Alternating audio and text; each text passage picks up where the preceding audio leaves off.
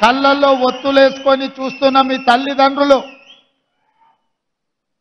కూలీలకు పోయి రూపాయి కూడబెట్టి మిమ్మల్ని ఉస్మానియా కాకతీయ యూనివర్సిటీలకు పంపించి పీజీలు పిహెచ్డీలు చదివించి మీకు ప్రభుత్వ ఉద్యోగం వస్తే మీ భవిష్యత్తు బంగారు బాటలు పడుతుందని తద్వారా తమ కష్టాలు తమ కలలు నెరవేరుతాయని మీ తల్లిదండ్రులు కలలు కంటున్నారు 2014లో తెలంగాణ రాష్ట్రం వచ్చిన తర్వాత లక్షలాది మంది నిరుద్యోగ యువకులు తమ బాధలు తీర్తాయని తమ కలలు నెరవేరుతాయని ఎదురు చూసిండ్రు కానీ ఆనాటి పాలకులు నిరుద్యోగ యువకుల యొక్క సమస్యలను పరిష్కరించాల్సింది పక్కన పెట్టి తమ కుటుంబం కోసం తమ పదవుల కోసం తమ సంపాదన కోసం తాపత్రయపడ్డారు తప్ప మీ సమస్యల్ని పరిష్కరించాలని ఆలోచన చేయలే అందుకే ఆనాటి నుంచి ఈనాటి వరకు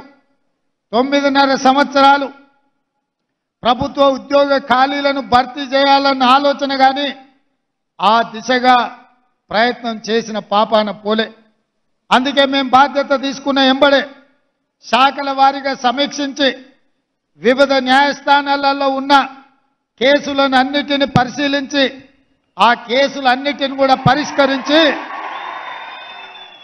కొంతమంది ఆవేదనతో లేదా కొంతమంది తమ అవగాహన ఆలోచనలతో న్యాయస్థానాల తలుపు తట్టినప్పుడు వాళ్ళకు ఒక నమ్మకాన్ని విశ్వాసాన్ని కల్పించి న్యాయస్థానాలలో మీ తరఫున కొట్లాడాల్సిన ప్రభుత్వాలు నిర్లక్ష్యం వహించడం వల్ల దాదాపుగా ఏప్రిల్ 2022లో మీ నోటిఫికేషన్ వస్తే దాదాపుగా 22 నెలలు మీ ఉద్యోగ నియామకాలు చేపట్టలేదు అందుకే నేను అధికారులతో సమీక్షించి న్యాయపరమైన చిక్కులను తొలగించి ఈరోజు 13,445 ఉద్యోగాల ఖాళీలను భర్తీ చేయాలి మా తమ్ముళ్ళు మా చెల్లెళ్ళ గుండెల్లో ఆనందం పొంగాలి మీ కళ్ళల్లో వెలుగులు చూడాలి అని చెప్పి ఈరోజు ఈ కార్యక్రమాన్ని చేపట్టడం జరిగింది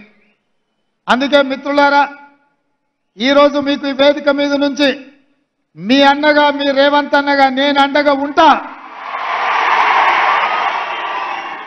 మీరెవరు అధైర్యపడకండి మీ సమస్యల్ని పరిష్కరించే బాధ్యత మా ప్రభుత్వం తీసుకుంటుంది ఎందుకంటే ఈ ప్రభుత్వం మీది ఈ ప్రభుత్వం పేదలది ఈ ప్రభుత్వం ప్రజా ప్రభుత్వం ప్రజల కోసమే పనిచేస్తుంది ప్రజా సమస్యల్ని పరిష్కరిస్తుంది అందుకే ఈరోజు రాష్ట్రంలో ఉన్న లక్షలాది మంది నిరుద్యోగ యువకులకు ఈ వేదిక మీద నుంచి పిలుపునిస్తున్న ఆనాటి ప్రభుత్వం చిక్కుముళ్ళు వేస్తే ఒక్కొక్క చిక్కుముడిని విప్పుకుంటూ సమస్యల్ని పరిష్కరించుకుంటూ స్టాఫ్ నర్సుల ఉద్యోగాలు మన ఆడబిడ్డలు మన చెల్లెలకు 6,956 ఉద్యోగ నియామక పత్రాలు ఇదే ఎల్బీ స్టేడియంలో అధికారికంగా వాళ్ళకు అందించడం జరిగింది ఆ తర్వాత సింగరేణిలో ఉన్న కారుణ్య నియామకాలు 441 దీర్ఘకాలికంగా పెండింగ్లో ఉంటే ఆ సమస్యల్ని కూడా పరిష్కరించి నక్లెస్ రోడ్లో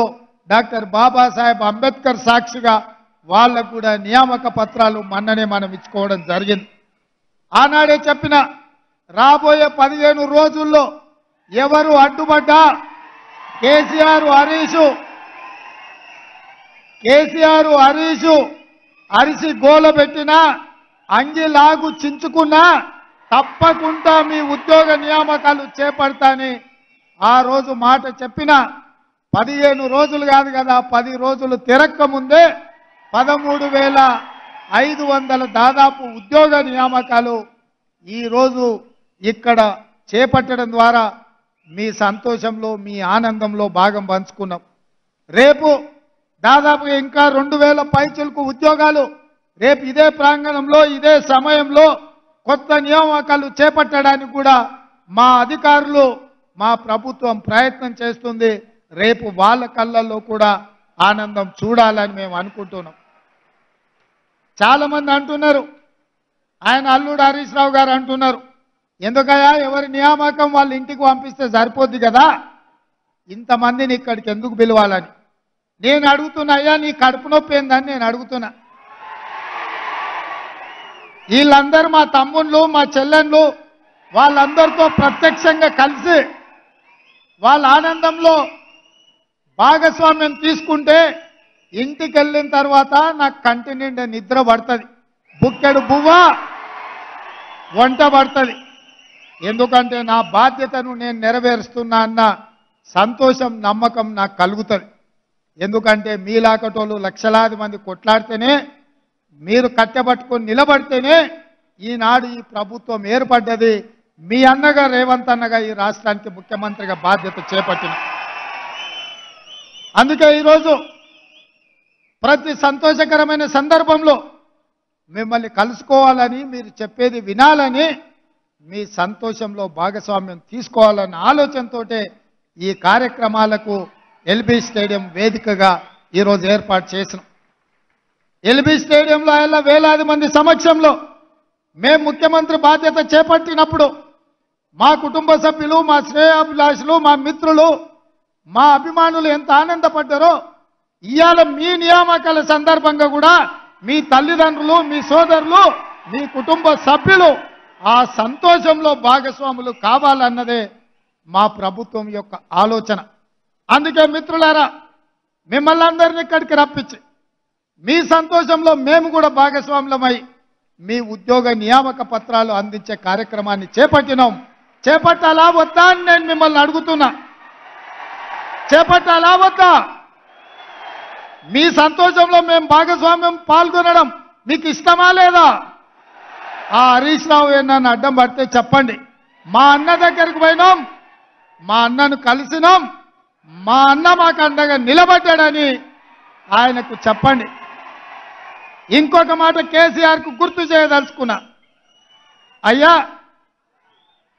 జూన్ 2, 2014 నాడు తెలంగాణ రాష్ట్రం ఏర్పడితే ఒక్క గంట కూడా ఆలస్యం చేయలే. గవర్నర్ గారు అపాయింట్మెంట్ తీసుకున్నావు, మంత్రివర్గాన్ని ఏర్పాటు చేసుకున్నావు. అందులో మీరుంటిరి, మీ కొడుకుండే, మీ అల్లుడుండే.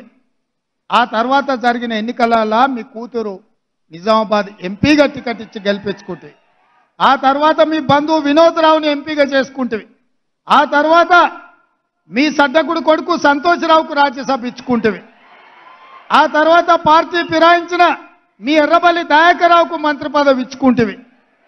అదే 2019 ఎన్నికల్లో వినోద్ రావు గారిని కల్వకుంట్ల కవిత గారిని ఓడిస్తే 6 నెలలు కూడా ఆలస్యం చేయలే. 100 రోజులు తిరక్క ముందే ఆయన కూతురుకు ఉద్యోగం లేకపోతే తండ్రిగా ఆయనకు దుఃఖం వచ్చింది, కళ్ళల్లో నీళ్లు వచ్చినాయి. కన్నబిడ్డను శాసన మండలి సభ్యురాలుగా చేసిండు. ఆయన బంధువు వినోద్ రావును ప్లానింగ్ కమిషన్ వైస్ చైర్మన్ చేసుకున్నాం. నేను అడుగుతున్నా మాజీ ముఖ్యమంత్రి చంద్రశేఖరరావు గారిని, నీ కుటుంబ సభ్యులకు నీ బంధువులకు ఉద్యోగం లేకపోతే 100 రోజులు కూడా నువ్వు ఆగలేదే, నీ కుటుంబ సభ్యులకు ఉద్యోగాలు ఇచ్చుకున్నావు కదా,